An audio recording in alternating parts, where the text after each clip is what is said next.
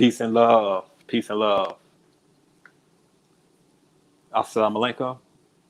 To all the viewers, that simply means may peace be with you in the Arabic language.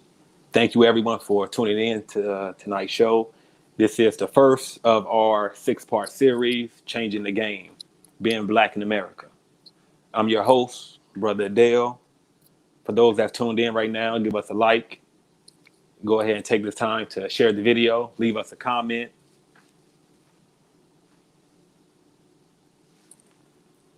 And we will begin this dynamic show shortly.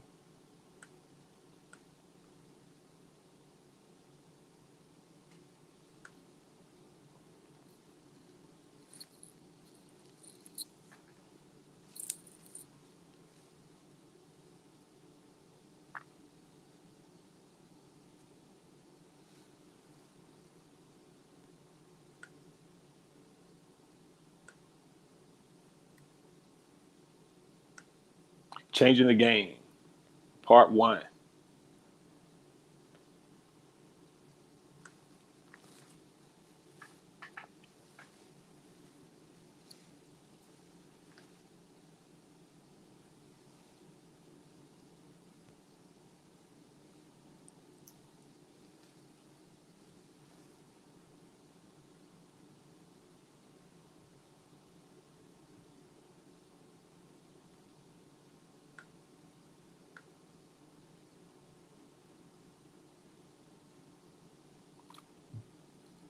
All right, peace and love, peace and love. All right, thank y'all for tuning in.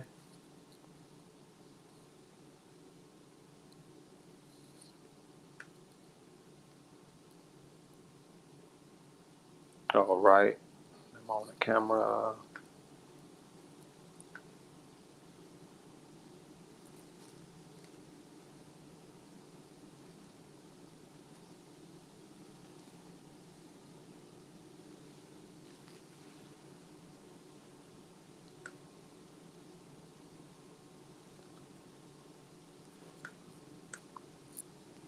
All right, welcome everybody, welcome.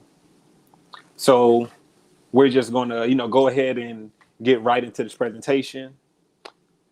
Most of us, we being the people, we share mostly the same experience. We might come from different demographics, different geographics. We all got different backgrounds, different skills. However, at the core of it all, we all have the same common upbringing, the same common problems, the same common future, if we allow things to continue to go on the course that it's going. So let's go ahead and, for all those out there, leave us a comment, give us a like, share this video. It will be much appreciated and beneficial to all those that you share it with. That's without a doubt. So I would like to share my screen.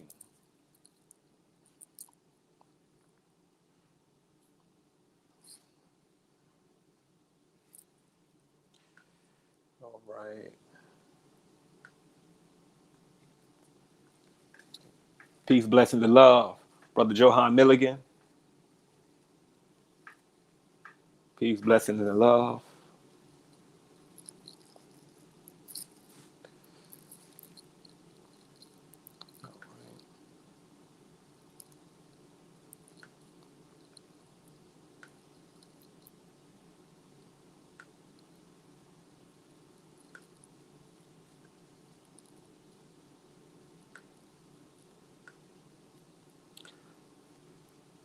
All right, can everybody see the screen here? If everybody can see the screen, go ahead and give us a thumbs up. If everybody can hear me clearly, please give us a thumbs up and we can begin the show.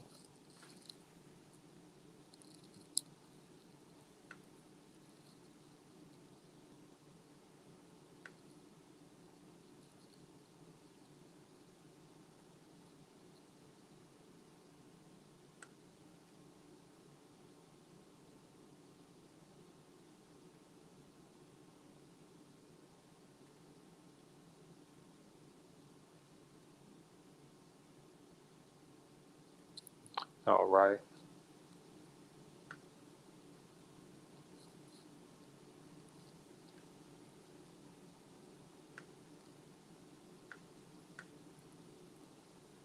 Changing the Game, Series 1, Being Black in America.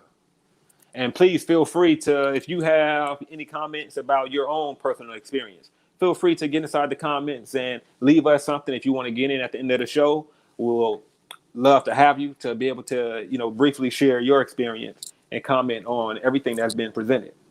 So,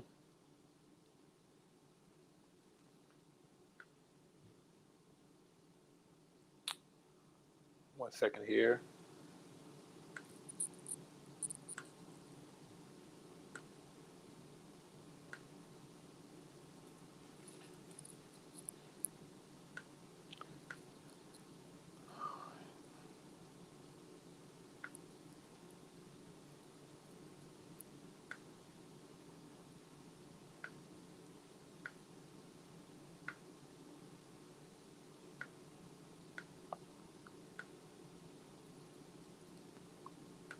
All right, Changing the Game, Series 1, Being Black in America.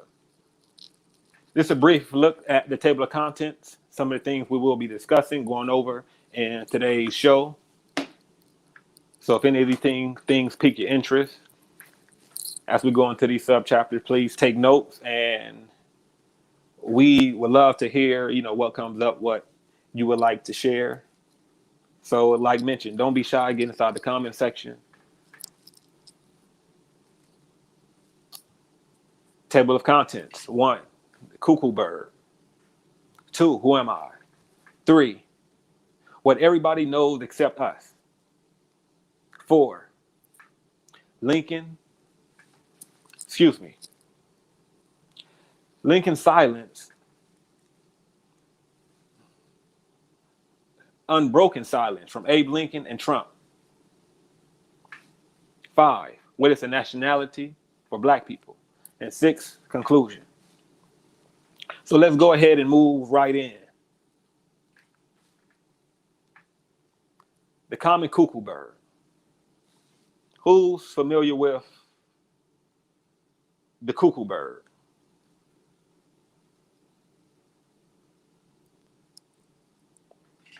See, and you probably wonder which one is the cuckoo bird. The cuckoo bird is the chubby bird down at the bottom right. Now, the thing about the cuckoo bird is it's a brood parasite. What they call it is, they define brood parasitism as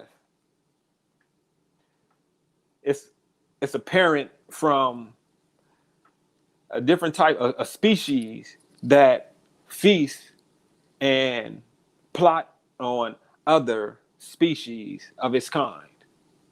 So what brood parasitism does is it relieves the parasitic parents from the investments of rearing their own child or even having to build nests for their young, enabling them to spend more time doing other activities such as foraging and producing further offspring.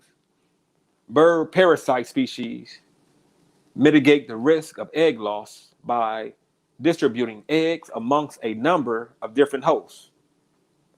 As this behavior damages the host, it often results in an evolutionary arms race between parasites and the host as the pair of species co-evolve. So what's being stated is the cuckoo bird populate and lay its eggs in others' nests. It doesn't raise its own eggs or younglings, offlings. It leave it for other birds to do the job. In our community, we would call this, a deadbeat. The bird gets pregnant, and then with its cunningness, it mimicry a sound that's a predator to other birds to frighten them to leave their nest. And this is when the common cuckoo, also known as the European cuckoo bird, takes this opportunity now to lay its egg in the host that just flew and a brief glimpse of fear. And now as it returns, it has this parasitic egg from the cuckoo bird now in its nest as it now begins to raise this bird. And the thing about the cuckoo bird is this egg grows faster than the host's eggs.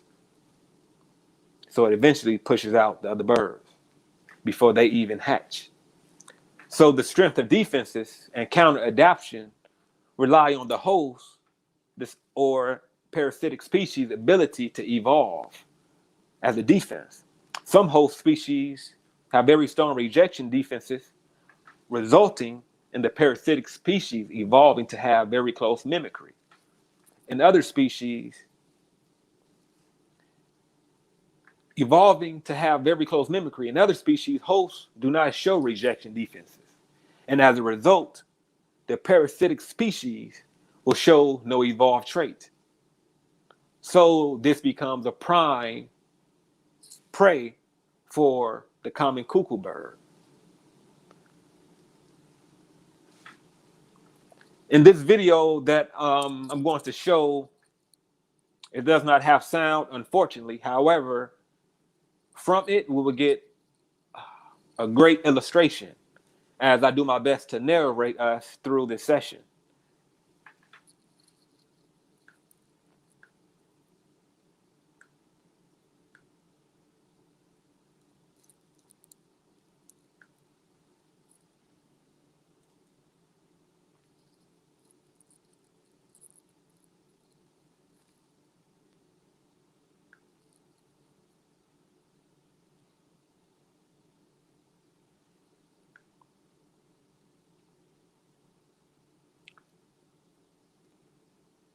So what we see here is an egg being, you see, if the egg is not similar to the host egg, it would destroy it and throw it out of its nest. So this is why cuckoo birds prey on birds who have the same egg color and variations, so it could go undetected.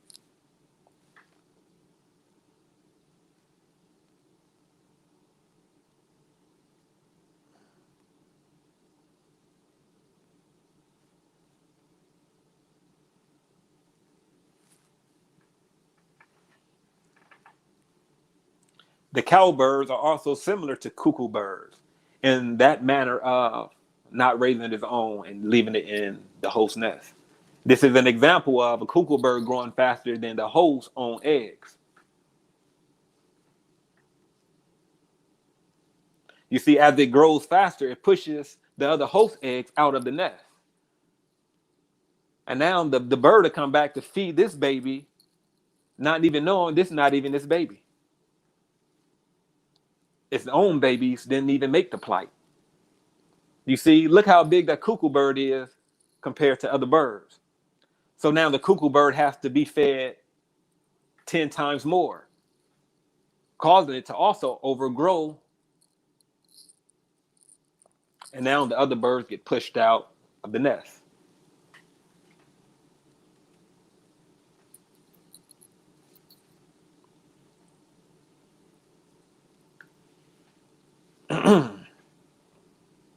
Okay.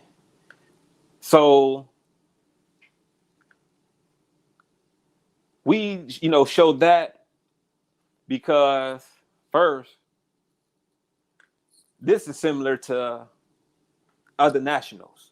When we talking about other peoples, other nations, like the Chinese, the Koreans, the Japanese, Arabians, Iranians. This is similar to other nationals taking advantage of us with their businesses in our community, monopolizing on us and outpricing and price gouging, forcing us to shop with them and also turn from our own responsibilities in business because they cornered the market. So it's hard for us to develop it. It's hard for us to develop and acquire land. We fatten everyone else's business. This is the thing. We are the biggest spenders. We are very familiar with this. We know this.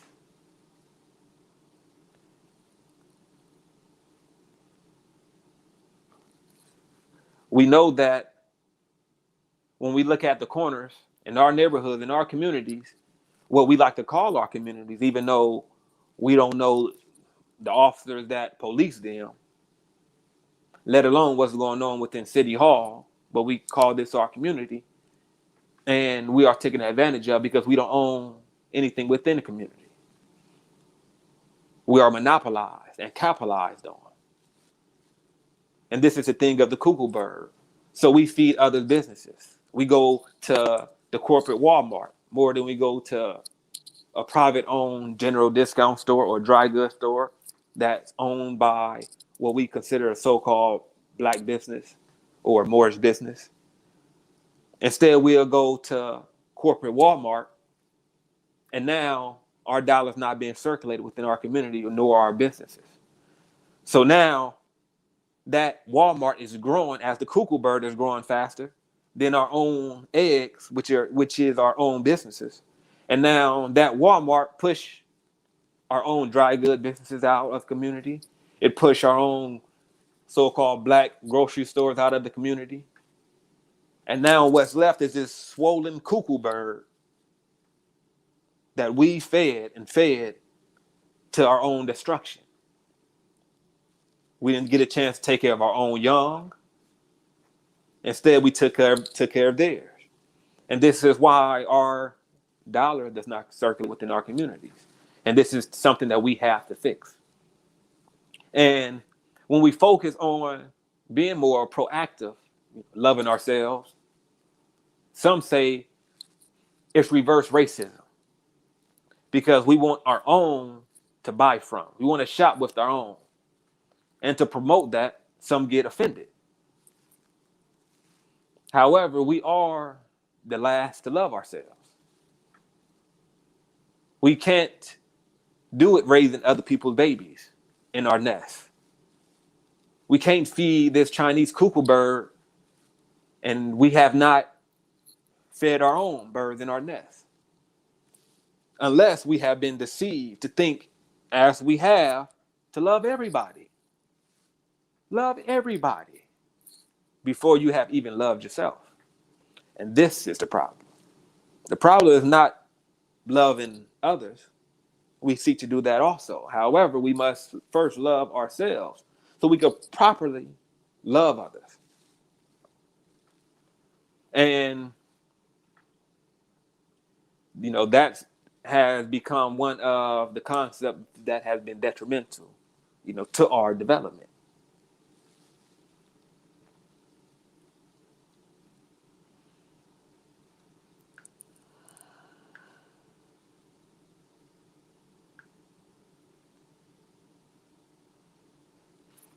Who am I? Being black in America.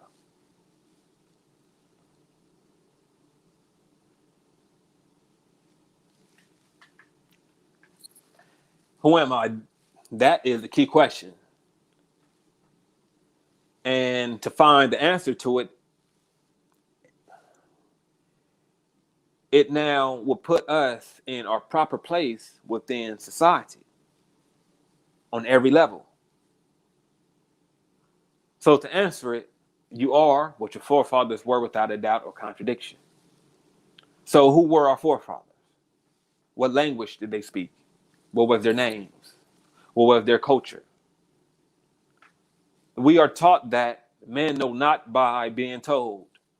So I would like to present research from esteemed scholars, researchers, authors, who have assisted in helping us to trace back to our direct ancestors. To confirm our true identity, we have to read. And this is one thing that it's a cliche saying, but we all know it. If you want to hide anything from one of us, where do you put it?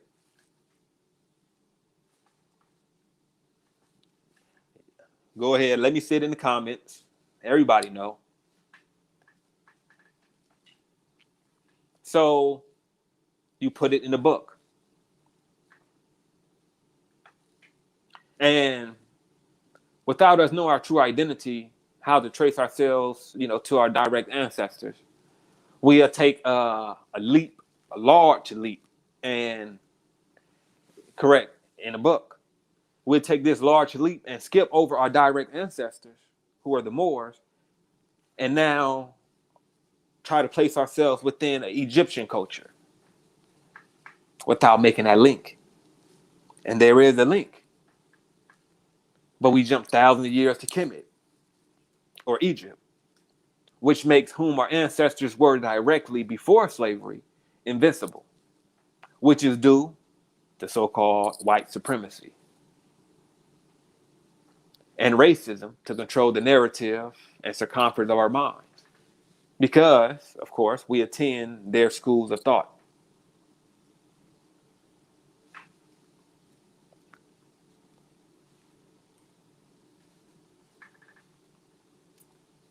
A Stolen Legacy. This is a great book. And this book is by George G.M. James. And I would like to read this page from this book to help confirm and drive in the truth on what we are sharing. So, in this book, I suggest that those that are capable, those that can afford, please get this book. Add it to your library. Read it at the least. In the 8th century AD, the Moors, i.e., natives of Mauritania and North Africa, invaded Spain and took with them the Egyptian culture, which they had preserved. The knowledge in the ancient days was centralized, i.e., it belonged to a common parent and system, i.e., the wisdom, teaching, or mysteries of Egypt, which the Greeks used to call Sophia. As such, the people of North Africa were the neighbors of the Egyptians and became the custodians of Egyptian culture, which they spread through considerable portions of Africa, Asia Minor, and Europe. During their occupation of Spain, the Moors displayed with considerable credit the grandeur of African culture and civilization. The schools and libraries which they established became famous throughout the medieval world. Science and learning were cultivated and taught. The schools of Cordova, Toledo, Seville, Saragossa attained such celebrity that they, like their parent Egypt, attracted students from all parts of the Western world. And from them arose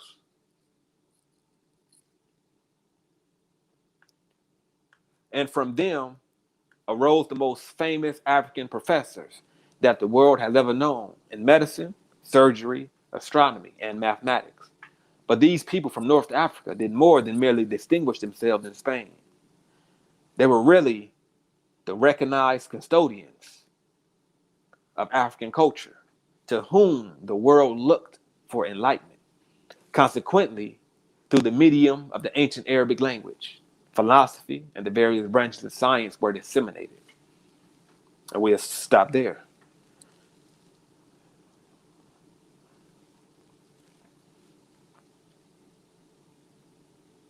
I'll allow the viewers, if you could see at the bottom, if you could see the author's name, go ahead and take a screenshot.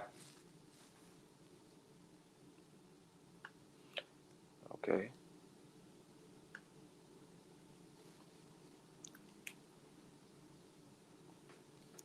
The Destruction of Black Civilization, the Great Issue of a Race from 4500 BC to 2000 AD by Chancellor Williams.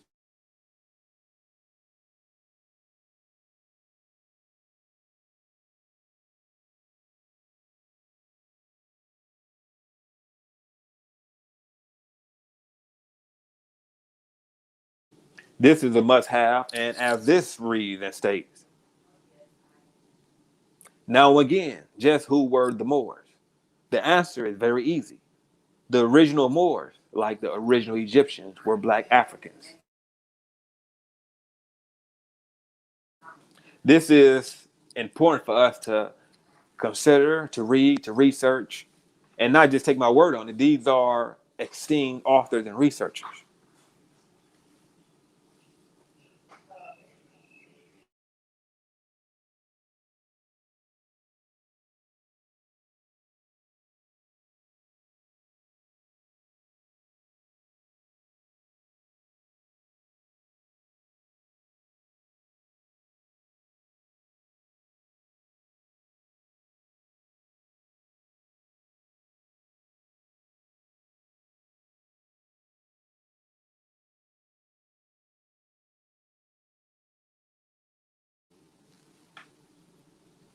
All right. That book is a must-have. Also, now it's clear that our direct ancestors before slavery were the brilliant Moors. Everybody knew this. It's been, for us as a people, exhumed.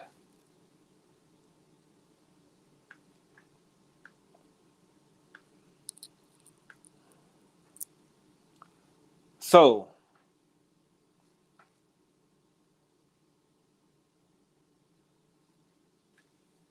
if our forefathers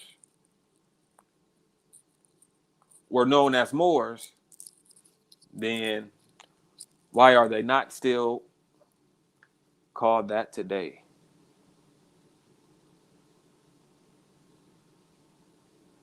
Let's put that up there.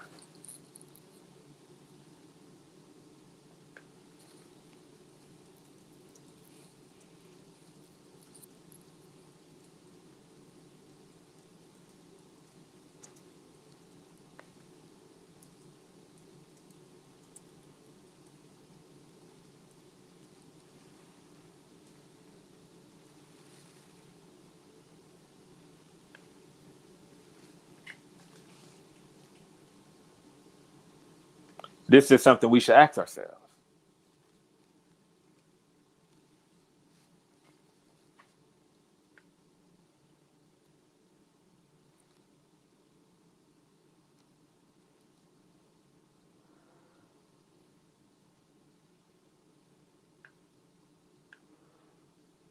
What everybody knows except me. The founding fathers of the United States and their successors and institutions have worked to see that we not make that link to knowing who our forefathers were. Not merely just the link of knowing who our ancestors are by name, but also who our ancestors intended us to be by action. And these are the things that, since we don't know who our direct ancestors were and are, then how can we, as many of us would say, I'm doing this for the ancestors? You must first know who the ancestors are, who they were. If you're doing it for the ancestors, which ones? We have to be more clear in our approach to life and to our salvation. Instead of just being spooky, let's be clear.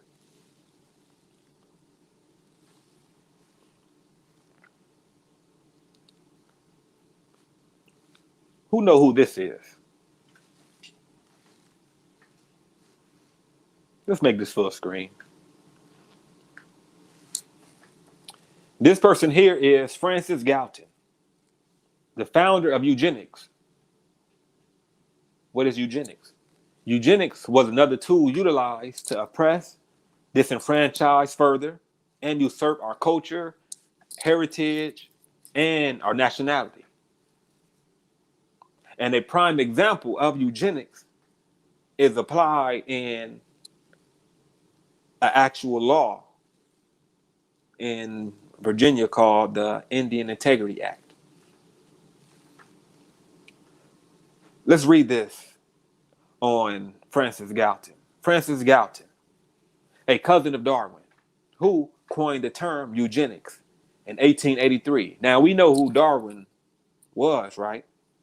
The so-called father of evolution, who claimed that we evolved from monkeys, or they evolved from monkeys. We know we didn't evolve from monkeys. That's for sure. But that's a whole nother topic. However, Francis Galton, a cousin of Darwin, who coined the term eugenics in 1883 while advocating that society should promote the marriage of what he felt were the fittest individuals by providing monetary incentives. Shortly thereafter, many intellectuals and political leaders, e.g. Alexander Graham Bell, Winston Churchill, John Maynard Keynes, Woodrow Wilson, accepted the notion that modern societies, as a matter of policy, should promote the improvement of the human race through various forms of governmental intervention. While initially, this desire was manifested as a promotion of selective breeding, it ultimately contributed to the intellectual underpinnings of state-sponsored discrimination, forced sterilization, and genocide. On who? On us.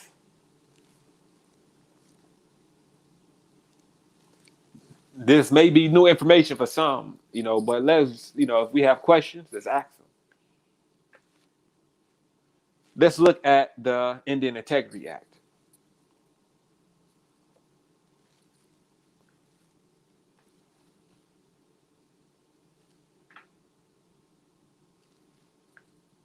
The Racial Integrity Act required that all birth certificates and marriage certificates in Virginia to include the person's race as either white or colored. The act classified all non-whites, including Native Americans, as colored. The act was part of a series of racial integrity laws enacted in Virginia to reinforce racial hierarchies and prohibit the mixing of races. Other statutes included the Public Assemblage Act of 1926, which required the racial segregation of all public meeting areas, and a 1930 act that defined any person with even a trace of so-called African American ancestry as black, thus codified the so-called one-drop rule. So we see these are actual laws that were being passed in the 1920s that we didn't know existed. However, these were laws that were enforced to put us in a disenfranchised position, so the burden of our unity later will be such a problem that it will look as stagnant as a dirty pond. These are the machinations that were used. And we are not to think that this is conspiracy. No, this is actual law passed in the state of Virginia and also adopted and used within other states of the United States.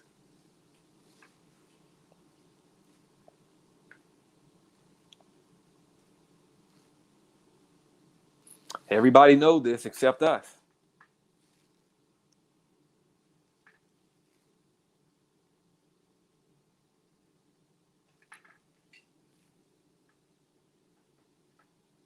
Everybody knows this except us.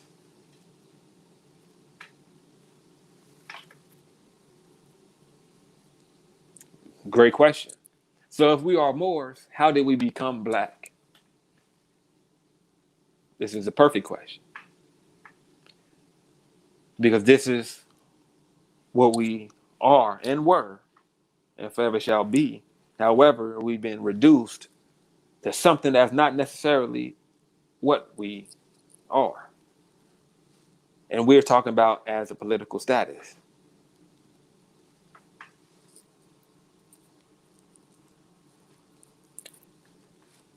So, disclaimer, these are not conspiracy. These are actual factual truths. And these lessons and teachings are not to offend anyone. Everybody actually knows this except us. This is a primary way of how laws are used to usurp our identity and hide us and bury us in the wilderness of North America. This is a great example of how they choose which of our culture they would like to classify as part of theirs or reject as uncivilized.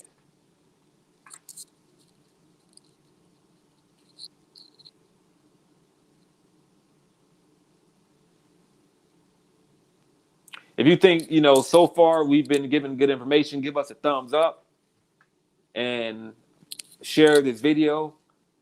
It's important information to, get out to all those close to us that don't know, so we could put them in the know. Because a tree without its roots, as Marcus Garvey said, it's like a tree without roots.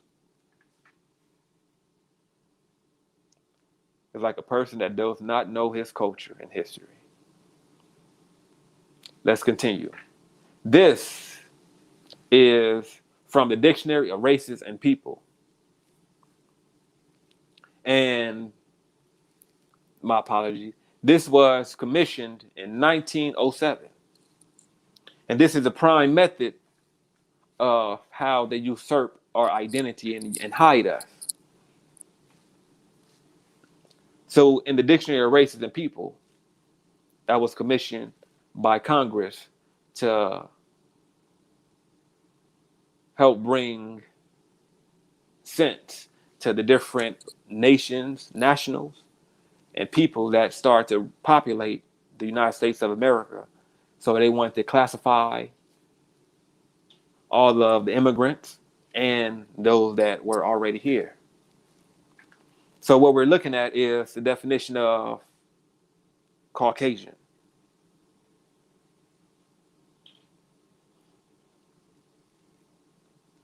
And the definition of a Caucasian, which a lot of us are not familiar with, reads this.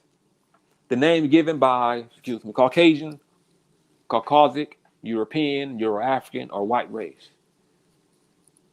The name given by Blumenbach in 1795 to the white race or grand division of mankind, as distinguished from Ethiopian, Mongolian, American, and Malay races. See these. The term is now defined more suitably for our purposes in a broader sense by Britton and King, namely to include all races, namely, emphasis minds, namely to include all races, which although dark in color or aberrant in other directions, are, when considered from all points of view, felt to be more like the white race than like any other of the four other races just mentioned. Thus, the dark Galas of Eastern Africa are included, partly on linguistic grounds, partly because they have the regular features of Caucasians. The Berbers of Northern Africa, referring to our ancestors, because of the markedly blind and regular features found amongst them. These were called white Moors, due to many Moors having European concubines at the time in Spain. But they used them to now attach themselves to the ethnicity of our ancestors, the Moors. That's a clever move. The Berbers of North Africa, because of the markedly blonde and regular features found amongst them. The dark Hindus are also considered Caucasian. And other peoples of India still more emphatically because of their possessing an Aryan speech, relating them still more closely to the white race, as well as because of their physical type, and possibly the Polynesians, Indonesians, and Ianos of the Pacific because of their physical characteristics. Although in this discussion, these will be excluded from the definition. See Pacific Islander. The definition, the general opinion is that the Dravidians and Vedas south of the Aryan Hindus in India are not Caucasian. They do not possess an Aryan tongue. And physically, they more nearly approach the Negro. So the Negro is not considered Caucasian, but our ancestors, who are known as the ancient Berbers and Moors, according to their definitions, is considered Caucasian because they were civilized in their eyes, and the Negro comes also from our ancestors, but since they were reduced to be slaves, are not like the civilized races. As we further read on, Moor. This is the definition of Moor in that same Dictionary of Races and People, commissioned in 1907. And it reads, a historical rather than an ethnographical term applied to very different peoples of northwestern Africa. In Roman history, it applied to the inhabitants of Mauritania, Morocco, and Algeria, who were in part Phoenician colonists, also Canaanites, also Carthaginians, side note mines. In Spanish history, the Moors and Moriscos were mainly Berbers, rather than, as commonly supposed, Arabs.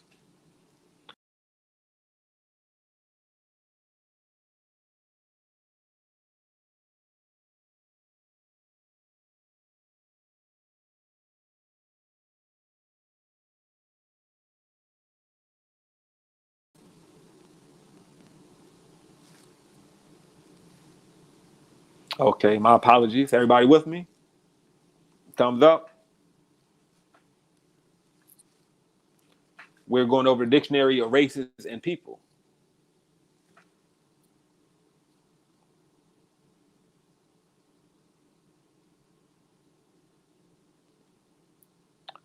Okay.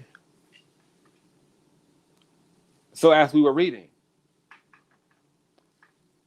in Spanish history, the Moors and Moriscos were mainly Berbers rather than, as commonly supposed, Arabs. Today, the word is wrongly applied to the rifts of Morocco and to the town dwellers of Algeria and Tunis. The latter call themselves generally Arabs, although often in part of Berber blood.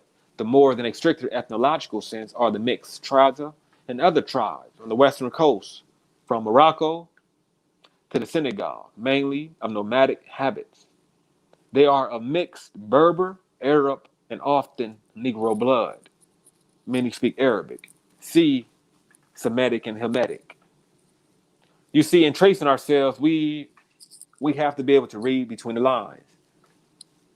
We have to be able to see what is being said in context. We have to know the words that are being used. What do they mean when they say historical, ethnographical? Now, in continuing,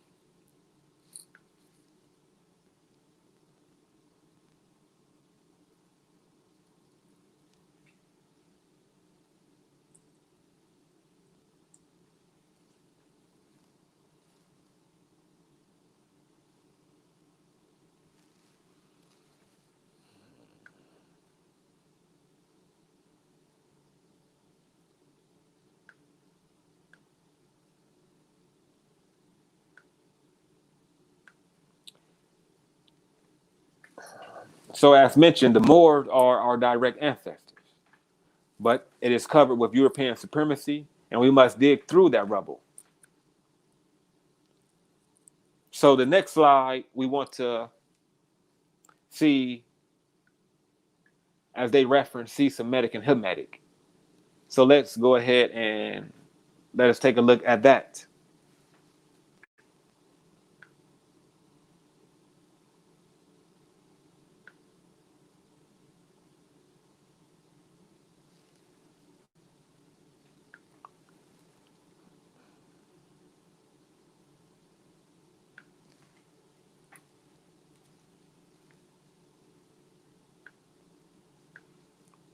Okay, I'm not sure if audio is good. So if everybody can hear me, go ahead and give me a thumbs up or let me know audio is fine.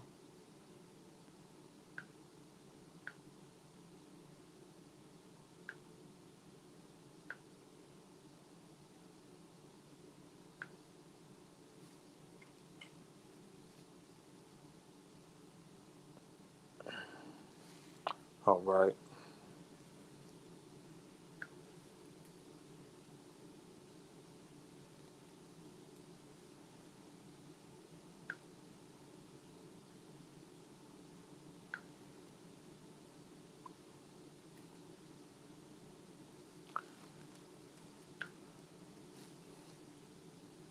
All right. Great. So we have here the definition of Semitic and Hamitic. And as we read, one of the four chief divisions or stocks of the Caucasian race. The others are the insignificant Basque and Caucasic stocks, and the great Aryan division, the Semitic Hamitic, is considerably in extent covering one third of Africa, but its population is only 50 million as against 800 million Aryans.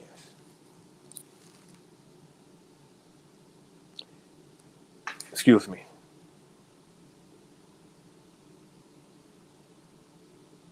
They, the Aryans, are the only peoples of the world having inflected languages. For this reason, they may be grouped together, perhaps with more propriety than because of the physical similarities. Many Hemites will be taken by travelers to be Negroes, yet because of the regularity of their features and the certain other characteristics, they are felt to be Caucasian rather than Negro. So what we're examining here, family, is In the definition of Moor, they tell us to see Semitic and Hamitic because the Moors are considered Semitic and Hamitic. So with that being the case, it tells us down below at the last sentence, yes, the question, are you saying Moors were being called Caucasians? Today, they call Moors Caucasian according to their definition because they consider them highly civilized. But now, as when we look down here below, it states many Hamites, also known as Moors, many Hamites would be taken to be travelers, will be taken by travelers to be Negroes. Yet because of the regularity of their features and certain other characteristics, they are felt to be Caucasian rather than Negro. So the Hamites are considered Caucasian. But who are the Hamites? The Hamites are dark-skinned Africans. The Hamites is another name for the Kemites, the Comedians, or the ancient Egyptians. That is who Ham or Cam was, the father of the Kemites, also known as Ham. So Ham and his descendants were dark Africans. And many Hamites, also Moors, would be taken by travelers to be Negroes. So what's the difference between a Hamite and a Negro? Is that one will be taken by a traveler to become a Negro, reduced from being a Hamite. Moving on.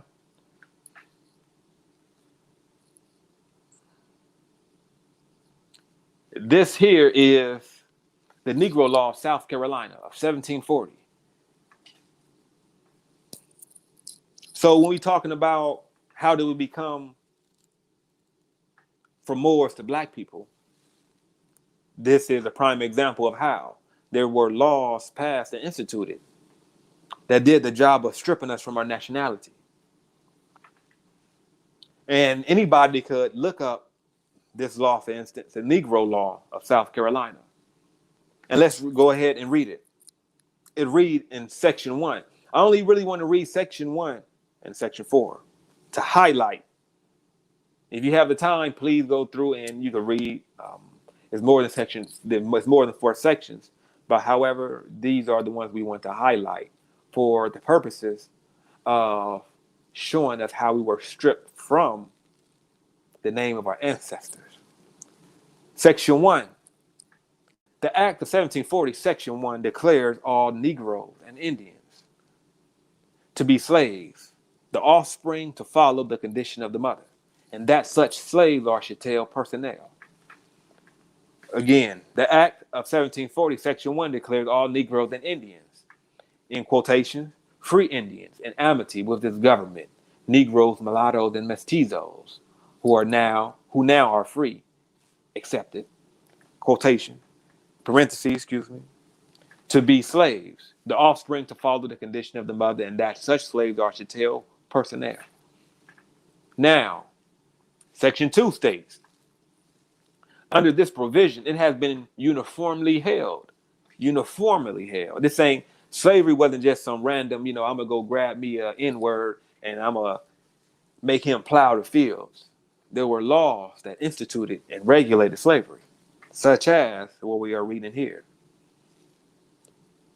So under this provision, it has been uniformly held that color is prima facie evidence, meaning face value evidence, that the party bearing the color of a Negro, a mulatto, or a mestizo, these are our Mexican brethren, is a slave. But the same prima facie face value evidence result does not follow from the Indian color. Let's skip to Section 4. And this is of very important significance.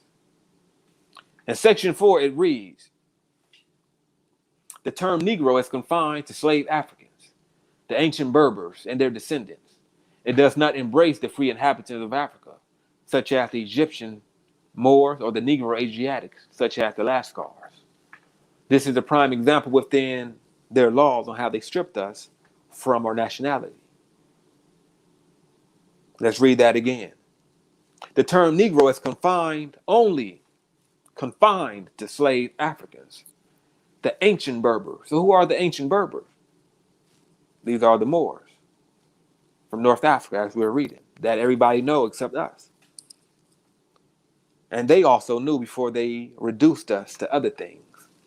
The term Negro is confined. So we can't call nobody else Negro, which we know Negro is Spanish for black in English. Negro and black are synonymous. They are synonyms. The term Negro or black is confined. That means strictly to slave Africans. Which ones? The ancient Berbers. Oh, okay, the real native ones.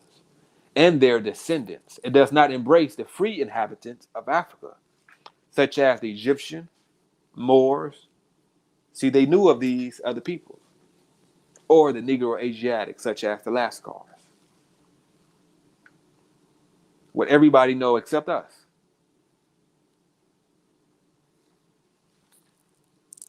Unbroken silence from Abe Lincoln and Trump. Now, this video, well, I'm not going to play the video, but we know who this famous person is. Your former president of the United States of America. Now, who can remember the most recent legal moves that Trump attempted to use to retain his second-year presidency position? Who remember what he did? Now, for all those that are tuned in, go ahead and stay with us as we are going a little bit over time, but it is worth it. This information is very valuable, so go ahead and stay with us. So who remembers the most recent legal move that Trump used?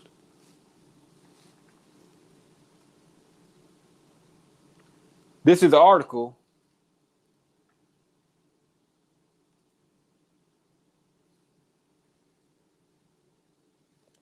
in this Washington Post article by Eugene Robinson.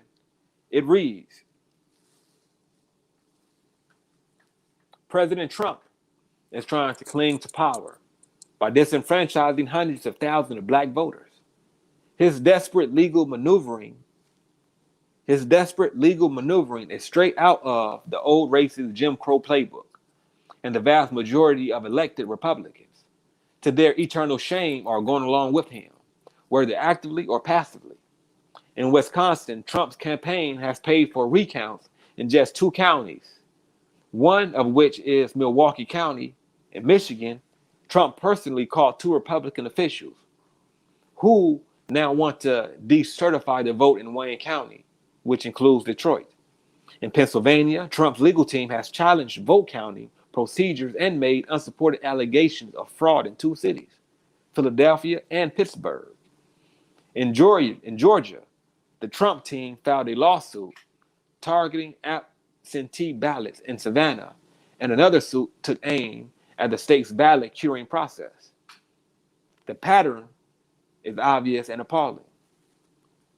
Trump and the Republicans are trying to invalidate votes in cities where large African American populations, cities that happen to have voted overwhelmingly for Joe Biden, as they say.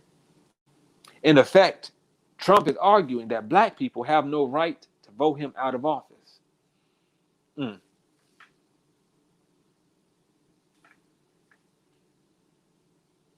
So for those who didn't know this,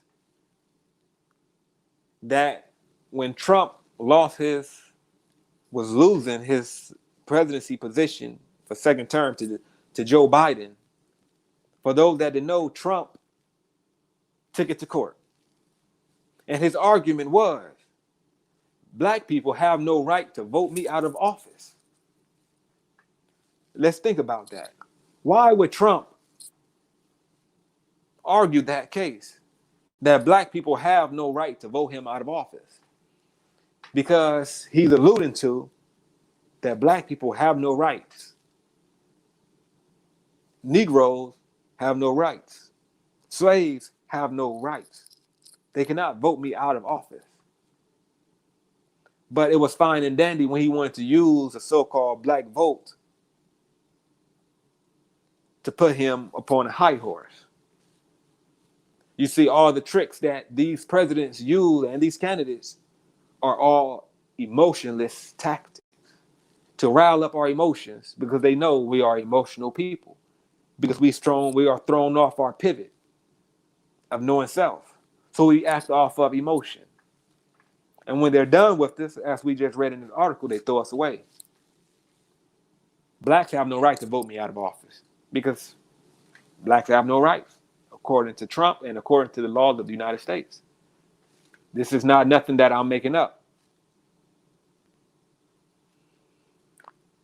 So,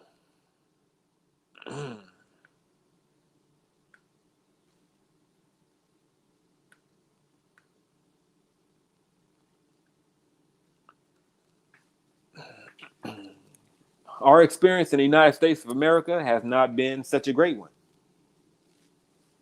Can we say that? Is that the truth? It has been the same one. The same ones our ancestors experienced, the same things we experience today. Everyone know who we are, what political condition we are faced with, except ourselves. And we must not be hung up on emotions and reject the facts. We have to address the facts and let's do something about it. This is the cards that we are dealt. And this is not a losing hand. However, it's key that we know who we are. Who know this fella?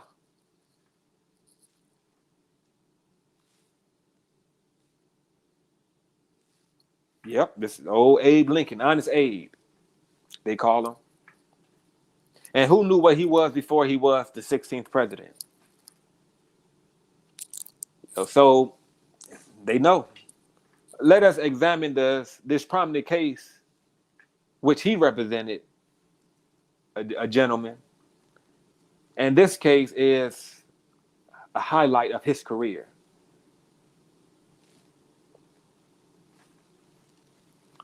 This case gave a clear distinction on black and Negro and more. And now I will use the image of Abraham Lincoln, to reflect his great legal skills in this drama that he put on. For those that would like to read more about this particular case on the guy who refused to be called black, then there's a great article which you could find if you were to type in the Huff Post on Abraham Lincoln, who represented the guy who refused to be called a Negro or black. And that case will come up under that article of Huff Post. Great information. And let's go on to what it reads. In that prominent case, Abraham Lincoln closes with a finishing slam dunk in this statement that we have before us. True story. He quotes, "My client is not a Negro, though it is a crime to be a Negro. No crime to be born with black skin. But my client is not a Negro. His skin may not be as white as ours, but I say he is not a Negro, though he may be a Moor." Mr. Lincoln interrupted Judge Davis, scarcely able to restrain a smile. "You mean a Moor, not Moore?" "Well, Your Honor, Moore, not C.H. Moore," replied Mr. Lincoln with a sweep of his long arm toward the table where Moore and I sat. "I say, my client may be a Moor, but he is not a Negro." Statement from Abraham Lincoln, Esquire, in 1855, the William Dungy versus Joseph Spencer case. Prominent case. But what this case shows us is that this same Abraham Lincoln, who was the lawyer that represented this guy that made this closing argument, that my client is not a Negro, though it is a crime to be a Negro. You see, everybody knew, just as we read in the Negro law of South Carolina, everybody knew it was a crime to be black. It was a crime to be a Negro. To have that label, to be called that, it was a crime. The guy that Abraham Lincoln represented was being nicknamed Black Bill. Black Bill. Black Bill. His name is Black Bill. This is Black Bill. And that was such a derogatory name because that gentleman knew that by him being labeled black, he would be stripped of his right to marry. He would be stripped from his property. He would be stripped from his freedom. So he took it to court, and Abraham Lincoln represented him and gave this closing argument that him, the judge, the other lawyers, and everybody else that was in attendance knew my client is not a Negro, though it is a crime to be a Negro. No crime to be born with black skin. But my client is not a Negro. His skin may not be as white as ours, but I say he is not a Negro. Then what is he then? You know he wasn't a Negro. He argued that up and down. He knew he could be a Moor, but not a Negro. It's a crime to be a Negro. Then what about the Emancipation Proclamation? If it was a crime to be a Negro, which Abraham Lincoln clearly knew, then how did he so-called free Negroes? That's an oxymoron. If it's a crime to be a Negro or black, how do you free Negroes or black people? So if I'm a slave, can I be made into a free slave? Or can I be an uncriminalized criminal? It's an oxymoron. So this is what they knew when they created the Emancipation Proclamation or the 13th Amendment with its 2 sections. They knew that it was a crime to be a Negro, but all we have to do is just change and reconstruct slavery, and the same people will think by default that they are still Negroes because they don't know and was never taught who they really were. Let's continue, please. Apologies for the time. Let's move on. So what is the nationality for black people?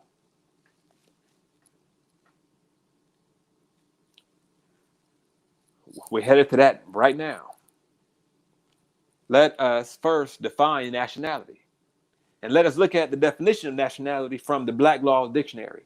And the reason we search for nationality in a law dictionary is because this will give us a concise definition from the aspect of law in the United States court system, and not just a regular common dictionary like a Webster dictionary. We want to use a legal dictionary if we approach it from a legal context. Excuse me. What is nationality? The quality or character which arises from the fact of a person belonging to a nation or state. Nationality determines the political status of the individual, especially with reference to allegiance, while domicile determines his civil status. Nationality arises either by birth or by naturalization. According to Savigny, nationality is also used as opposed to territoriality for the purpose of distinguishing the case of a nation having no national territory, example, the Jews. So, nationality. This is what was stripped from us, and we were confined to slave labels: black, Negro, colored, and today modern African American. But this is not our true nationality. It's all right if we want to go by, nicknames today and so forth. But when it comes to our political status, our nationality, just like a Mexican, no, their nationality is Mexican. They come from Mexico. They're not brown people. And they don't consider brown to be their nationality. That's just a color. But what's your real political status? I'm Mexican. Same for us. What's our nationality? Moorish American.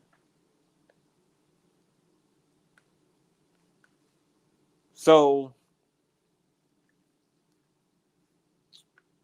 the right to a nationality is of paramount importance to the realization of other fundamental human rights. Possession of a nationality carries with it the diplomatic protection of the country or of nationality, and is also often a legal or practical requirement for the exercise of fundamental rights. Consequently, the right to a nationality has been described as the right to have rights. Individuals who lack a nationality or an effective citizenship are therefore among the world's most vulnerable to human rights violation. And this is the position that we are in. Because we lack a nationality, we also lack the rights to have rights. Of course, we thinking, what about our civil rights? And who remembers the civil rights era? Who remembers this? The civil rights era, that was a fight for civil rights before we even had human rights. A nationality is what gives us human rights, the right to have rights. So without that, you cannot have rights up in a civic society or a druid society. So as mentioned, without nationality, you are not entitled to rights that humans have, let alone true civil rights. This is what we are still faced with today because we have not been informed of our nationality. We want to get into the political realm and tell others to vote. We have to vote and do these things. But first, we have to understand that those are civic duties. But what about our human rights? We have to first know our nationality, so therefore we can have rights to even make a difference at the polls, particularly local. These are, if we want to get in politics, these are politics we want to get in. Local, your city council, what they doing, what we call it our community. We have to get involved and hold those accountable that sit over us.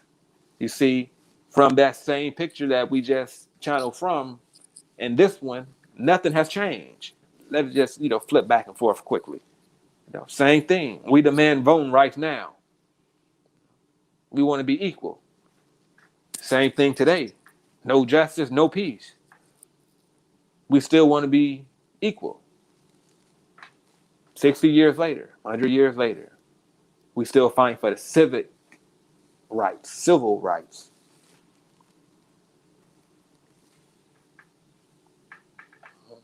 This is just a prime example of how we are, we continually protest. And for years, we get nothing. Another incident take place, we protest again. And what come of it? Nothing. We just tear up the community, get a chance to loot. Most of the looting is done by agents that's sent into the community, to make us look as if we are danger, the status quo. But because we are not in a position to be viewed as true citizens, then we think this will give us remedy.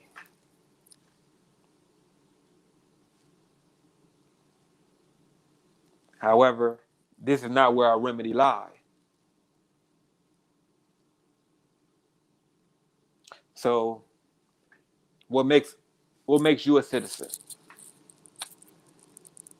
The catch is you can't be one without a nationality.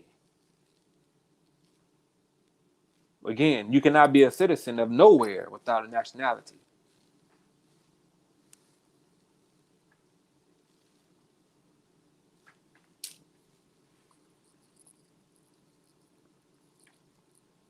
So the definition of citizen. In general, a member of a free city or druid society, civitas, possessing all the rights and privileges which can be enjoyed by any person under its constitution and government and subject to the corresponding duties. This is a citizen. But first, in order to have the right to be a member in a free city and possessing those rights, you first have to have the right to have a right, which is a nationality. Then we don't have to worry about fighting for civil rights because you are guaranteed that. But first, we have to understand who we are. Then, in being who we are, we enforce legislation. We enforce things.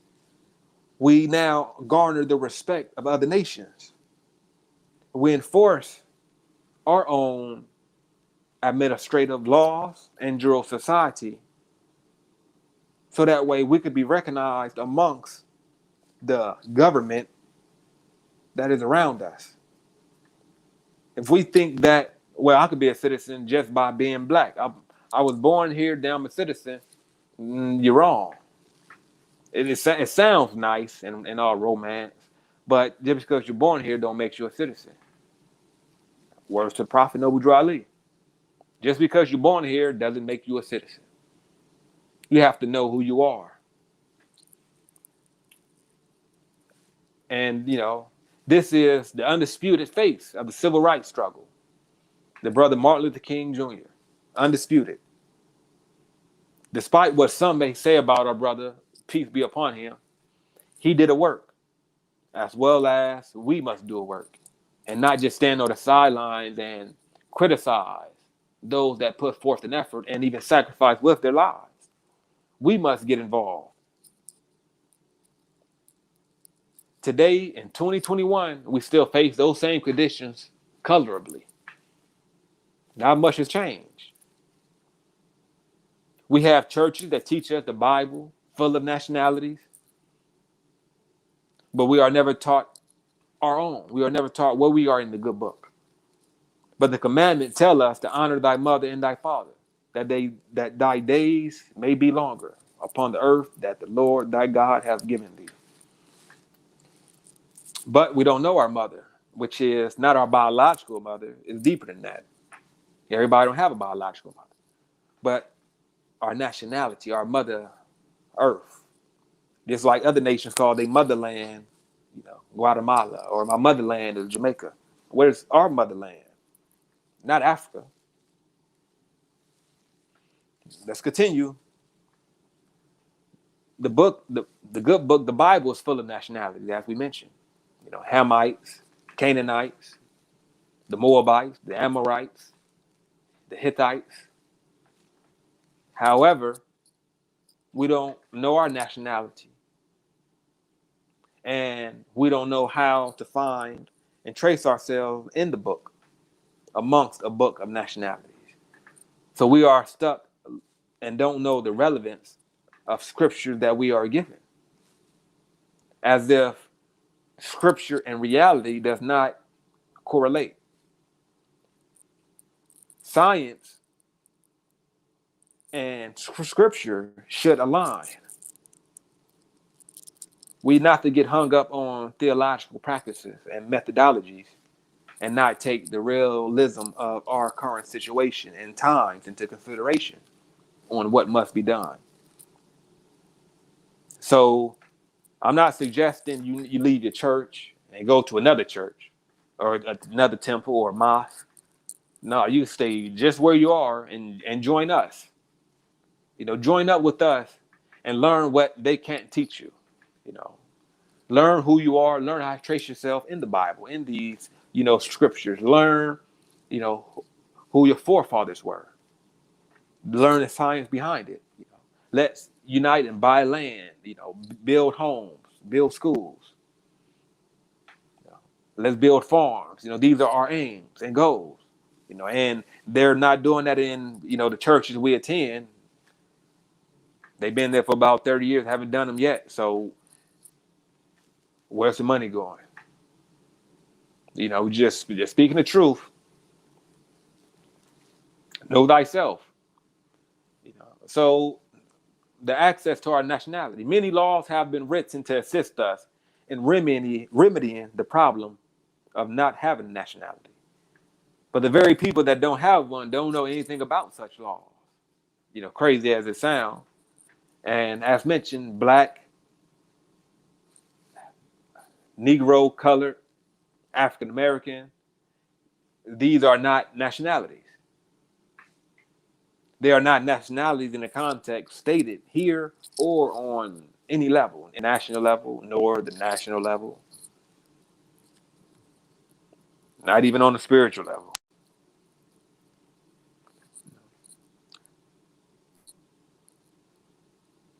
So these are just some of the laws that remedy the situation of nationality. And as we read the United Nations Declaration of Rights for Indigenous People, Article 6 states every indigenous individual has the right to a nationality. Article 7, indigenous individuals have the right to life, physical and mental integrity, liberty, and security of person. But you don't get those rights unless you first have a nationality. You see, this is what we are missing. We have to know who we are so we can be who we are. Just saying, well, I know my nationality now. I'm a Moorish American, American more American.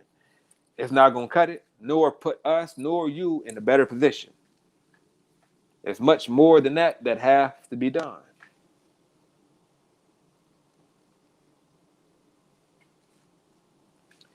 American Convention on Human Rights of the Conventions on the Rights of the Child. Article 7 states, the child shall be registered immediately after birth and shall have the right from birth to a name, the right to acquire a nationality, and, as far as possible, the right to know and be cared for by his or her parents.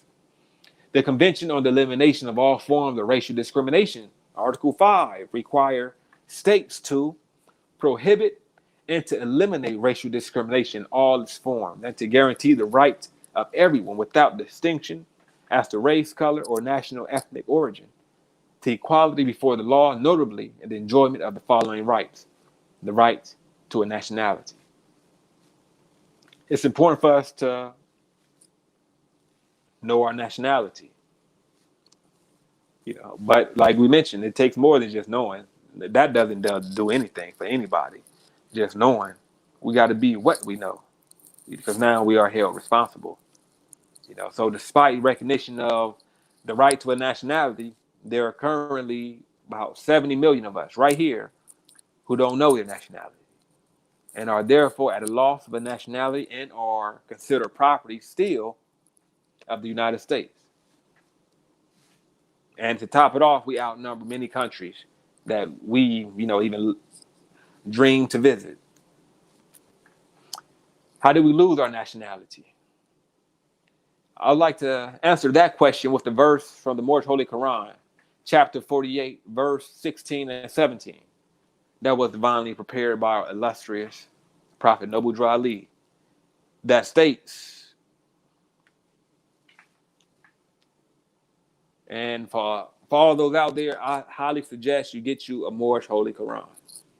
This is a book of immense wisdom. And for those who say they love Jesus, within this is the missing 18 years of Jesus' life that you will want to know.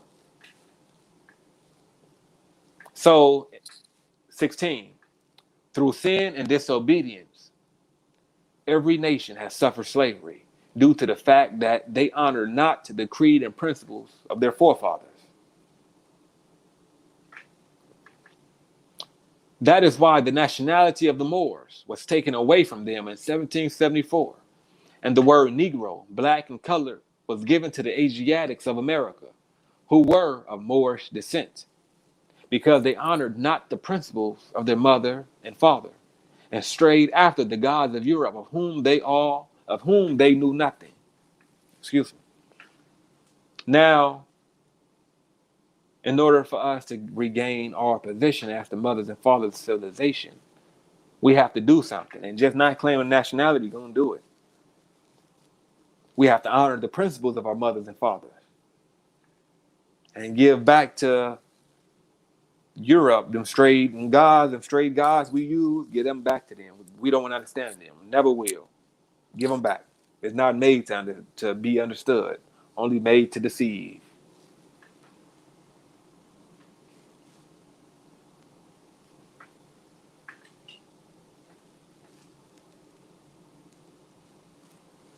Cool, right. Let's proceed. Let's go ahead and get through with this. I know I've been holding up the time. However, I pray that knowledge and information have been gained so thus far. That's what we do, here at the Embassy of the Moors, within the group Black Unity and the Moorish Rise that we have. We do our best to share, factual information that could be, you know, pivotal to one finding themselves and elevating and taking up the mantle of being who we know we should be. So we invite all to come join us in this great effort. So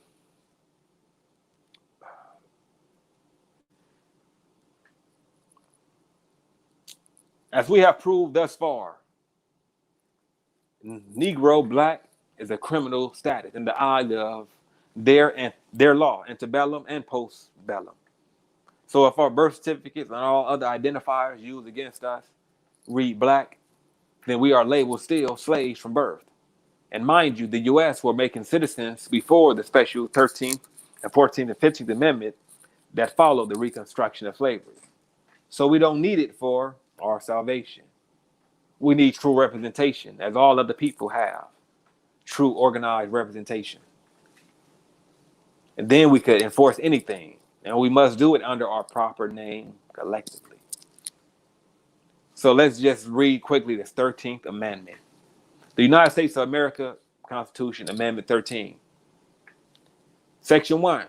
Neither slavery nor involuntary servitude, except as a punishment for crime, whereof the party shall have been duly convicted, shall exist within the United States or any place subject to their jurisdiction. Section 2. Congress shall have power to enforce this article by appropriate legislation. Did y'all catch that, family, in Section 1? It states, Section 1. Neither slavery nor involuntary servitude, except as a punishment for a crime, shall exist within the United States. So slavery was not abolished completely. Away with slave masters, away with slaves, away with slave institutions, away with slave names, away with slave tools. Slavery was not then abolished completely or wholly, because it states here, except as a punishment for a crime. So slavery can still exist as a punishment for a crime. You commit a crime, you can be enslaved. So the key question here that we want to ask is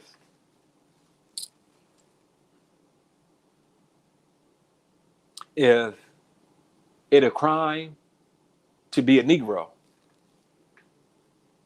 Is it a crime to be Black? According to the laws that we have just went over, shown, pulled up, reviewed, from Abe Lincoln, from Trump, according to U.S. law, it is a crime. It is a crime to be a Negro and Black. So, but he may be a Moor, but not a Negro. So we have proved that when they mention in the 13th Amendment reconstructing slavery, that neither slavery nor involuntary servitude shall exist except as a punishment for crime. When we are labeled Black and Negro from birth, then we are born criminals. Period. So slavery nor involuntary servitude shall not exist except as a punishment for a crime. What's your crime for being a slave within the United States of America? My crime is being Black, being born Black, according to the label that was placed on me, unbeknownst. So these are things we have to be aware of. Who are we? Everybody know except us.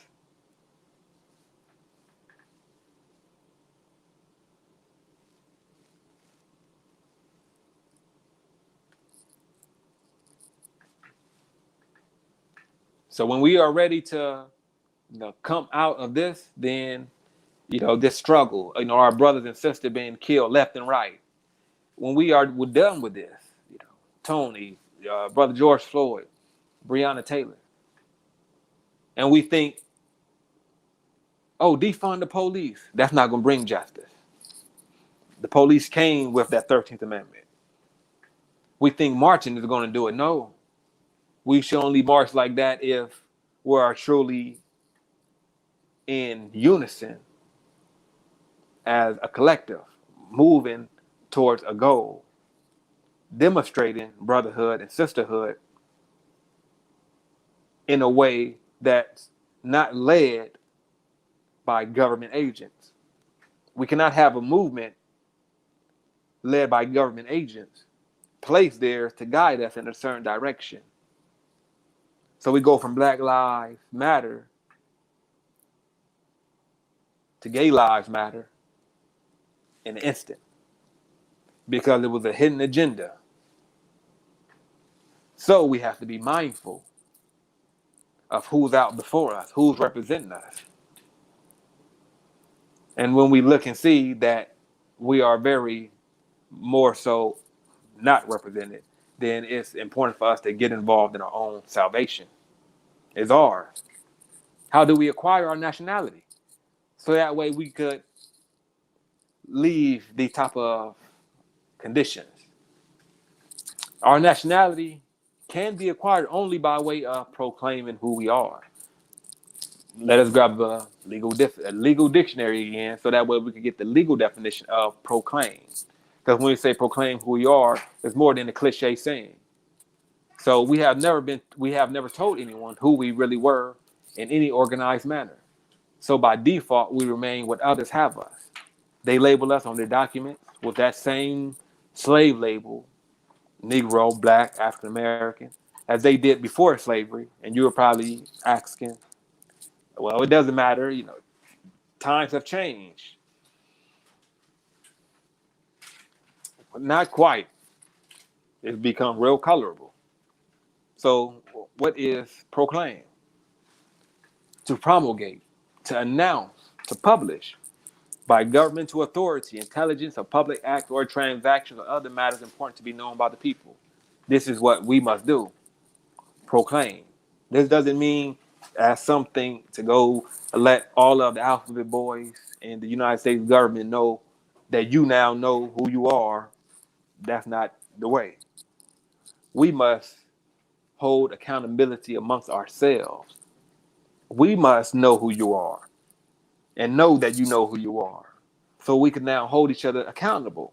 So we could be responsible for our young upbringing and the development and the progress of our communities and ourselves at large. To promulgate, to announce, to publish. We have our own administration. So we have to publish these things on our own documents, as a dual society. Not allowing others to document us and tell our story.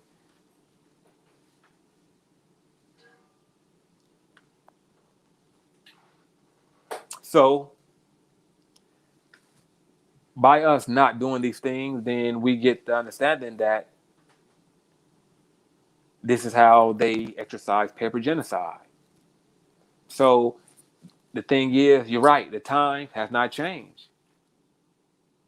Just like it's that same snake with just a new skin.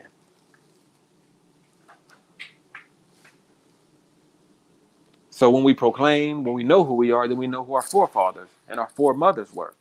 Then we could really say, I do this for the ancestors. You know who the ancestors were.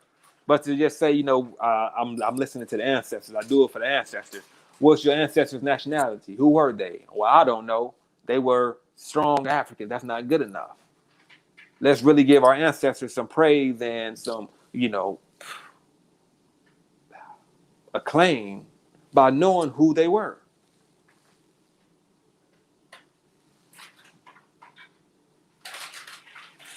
So, in conclusion, our descent nature comes from our direct ancestors, the Moors. What our forefathers were yesterday, we are today without a doubt or contradiction. This is not anything new. It's just the truth. So our descent name Moor or Moorish, as we are an extension of our ancestors. Our free national name is American, as we are born on this soil within the various American states. That is a part of a federal government. We are not United States citizens because we are born here, but we are American citizens of the United various states. because they were established on the land with the pre-existing people. United States citizens are 14th Amendment property, which we are not. It's important for us to know who we are and who we are not. Represent what your ancestors wanted for you in the future. Exactly. So in conclusion, come join us. Come be a part of this great uplifting act. Come partake in your own salvation. We have, positions to fill, and it's no skill that's too small that will not assist us in progress and development. We all are needed to put a hand in. We all do a little, we get a lot done. So we're calling on all the viewers, those that's watching now, those that's viewing later. So go ahead and sign up, become a member, give us a DM, leave us a comment, and we will get back at you at the most efficient time. Like the video, share, give us a thumbs up, subscribe, go to our website, sign up. We have the link in all of our bios for easy access. And with that said, we can leave. I would like to leave time. I know we're over time, but I want to leave a couple minutes for any questions or comments before we close out this session. Please feel free.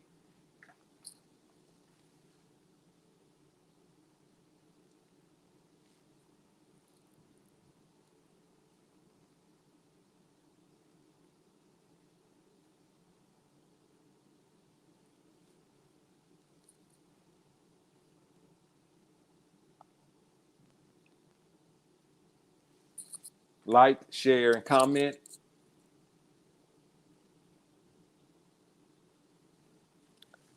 Peace and love. Thank you, Brother Johan Milligan, Ali, Islam. Peace and love.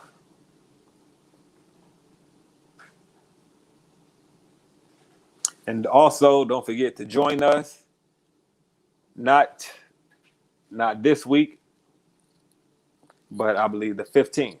Don't forget to join us on the 15th, the following Wednesday, for part 2 of our series, Our Oppression is Others' Economics. Go ahead and make sure you share this video with a friend. We should never just keep this information to our lonely, as if others don't need this. Islam. Someone asks, so is it a cost to join? No, it's not a cost to join. Membership is free. Membership is free. To join us is free. To subscribe to our newsletters is free. It's all free. Peace and love. Peace and love. Now, what does cost is membership card, membership identification. The membership identification card, that costs, and we encourage members to contribute what they can as dues, because we also want to be able to continue to build our emergency pot so we can assist our members in times of need, as others should also be enduring to do. We want to be able to assist our own members and citizens with welfare when there's a disaster. We shouldn't just have a big, beautiful building that we could come and pray in, but in times of disaster, have nowhere to lay our heads in. So the membership is free, but we encourage those to, if you have the means to pay dues, then assist in this great uplifting act. So since we are close on time, we will follow up with the questions, and those that want to tune in to give a word, we'll follow up on the next Wednesday. We'll leave time in the end for the interaction with all of our viewers that stayed with us this whole time. Thank you again for your participation. Thank you again for the love. Please like, share, and follow us on our social media accounts. Once again, peace and love to everybody out there. This is your host, Brother Adel Muhammad Ali. We have brought to you part one series of Changing the Game, being black in America. This is our experience.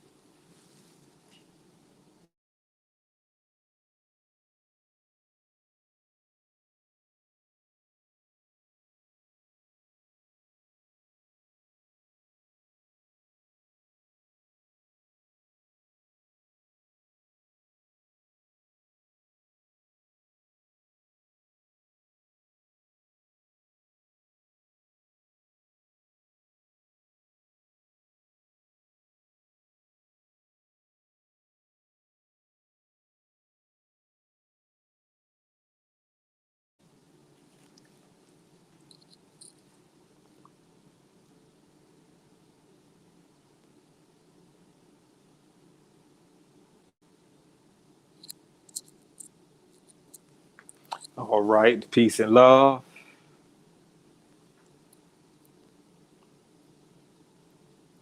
Thank everybody for joining us. Thank everybody for joining us. Once again, tune in, not this Wednesday, next Wednesday after September 15th, as we go into part two of our series, Changing the Game, Our Oppression and Others Economics. This is information you do not want to miss. Peace and love. Peace and love. Thanks for all the love.